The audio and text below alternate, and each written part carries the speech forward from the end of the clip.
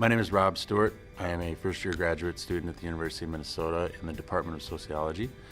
I also graduated in 2012 from the University of Minnesota with a bachelor's degree in sociology.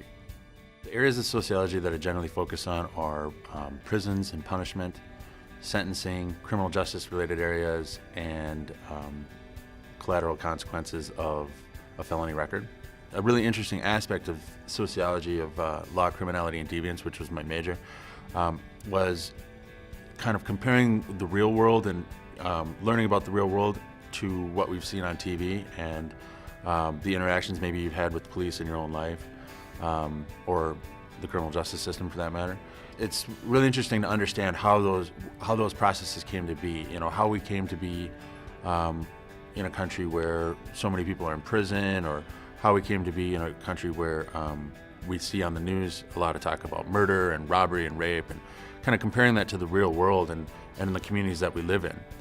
You know, one of the first classes I took in sociology was the sociology of law. It was one of those classes that led me to question a lot of the things that I had previously thought, and so I became really interested because I had never really looked at the world that way. And then I continued on to take classes in criminal behavior, in punishment, things like that. As a society, we tend to think of, you know, as criminals, as people that, you know, are rationally making bad decisions just because, and the reality is there's a lot more to it. There's a lot of structural limitation and barriers that exist, and inequality. And I feel like as a researcher and as a teacher, it's part of my job to kind of expose some of these inequalities. And I think that I look at research as an opportunity to understand ways in which people's lives can be improved.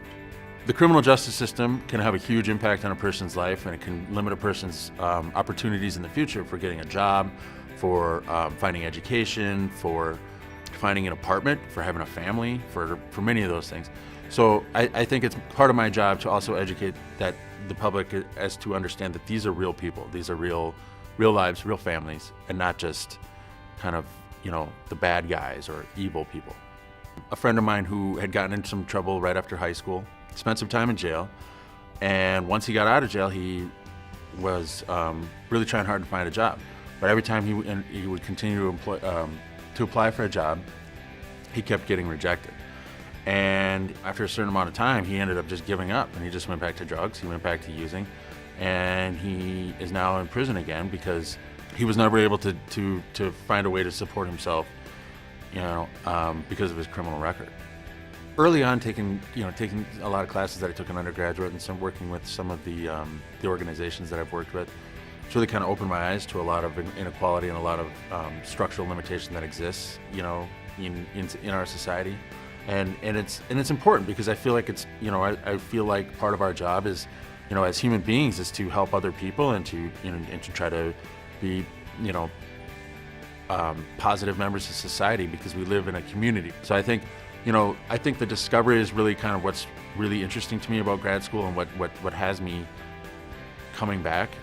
It's kind of that pursuit, that intellectual pursuit of trying to understand the world, or trying to investigate the world even, you know, and really understand the mechanisms that work in society.